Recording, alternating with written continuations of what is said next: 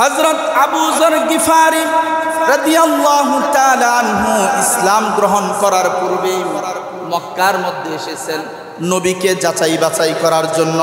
তিনি সত্য নবী কিনা এটা যাচাই বাছাই করার জন্য তিনি মক্কায় আগমন করেছেন।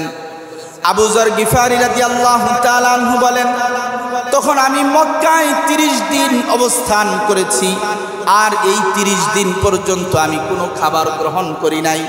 এই 30টা দিন আমি জমজম কূপের পানি পান করে কাটিয়ে দিয়েছি। সুবহানাল্লাহ।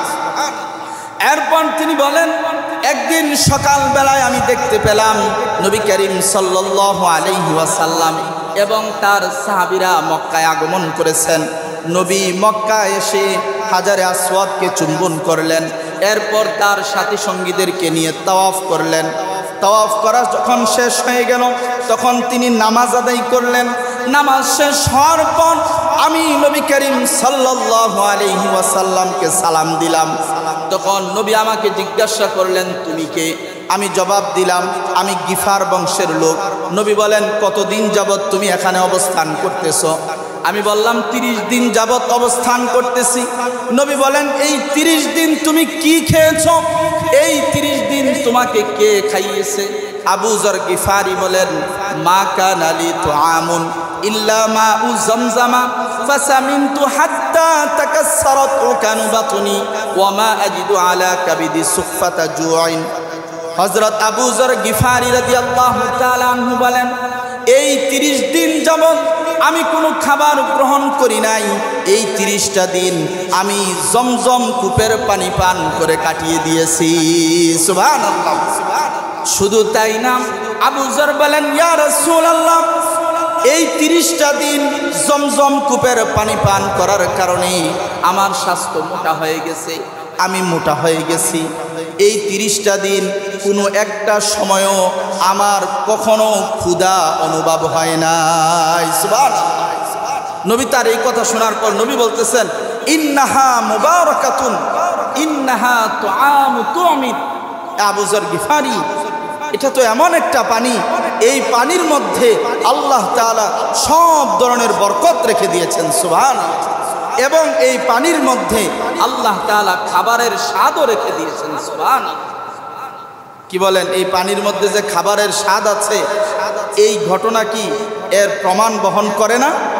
কি বলেন, করে কি না? আবু যর বলতেছেন যে আমি এই 30 দিন পানি খেয়ে মোটা হয়ে গেছি, আমার স্বাস্থ্য বেড়ে গেছে। এর দ্বারা বোঝা যায় এই পানির মধ্যে কি আছে? খাবারের স্বাদও আছে। আল্লাহ তাআলা আমাদের সবাইকে জমজম কূপের পানি পান করার তৌফিক দান করুন। ভাইরা আমার, এই পানি পান করার কিছু নিয়ম আছে, কিছু সুন্নত আছে। যেমন 1 নম্বর সুন্নত হলো ক্যাবলামুখী হয়ে পানি পান করতে হবে। 2 নম্বর হলো 3 শ্বাসে পানি পান করতে হবে। 3 নম্বর হলো প্রত্যেকবার বিসমিল্লাহ বলতে হবে। 4 নম্বর হলো প্রতি শ্বাসের পরে আলহামদুলিল্লাহ বলতে হবে। 5 নম্বর হলো ডান হাতে এই জমজম কূপের পানি পান করতে হবে। 6 নম্বর হলো পান করার সময় দুনিয়া আখিরাত উভয় জগতের কল্যাণ আল্লাহর কাছে কামনা করতে হবে। 7 নম্বর হলো পেট ভরে তৃপ্ত সহকারে জমজমের পানি পান করতে হবে। এই 7টা নিয়ম মেনে যদি, এই 7টা সুন্নত মেনে যদি আমরা জমজম কূপের পানি পান করি, আশা রাখি আল্লাহ রাব্বুল আলামিন আমাদের উদ্দেশ্যকে, আমাদের আশাকে, আমাদের নিয়তকে আল্লাহ পূর্ণ করে দিবেন ইনশাআল্লাহ। তাই জমজম কূপের পানি বাসায় রাখার চেষ্টা করবেন। পারবেন তো ইনশাআল্লাহ? সব সময় জমজম কূপের পানি রাখবেন। আল্লাহ তাআলা আমাদেরকে তৌফিক দান করুন।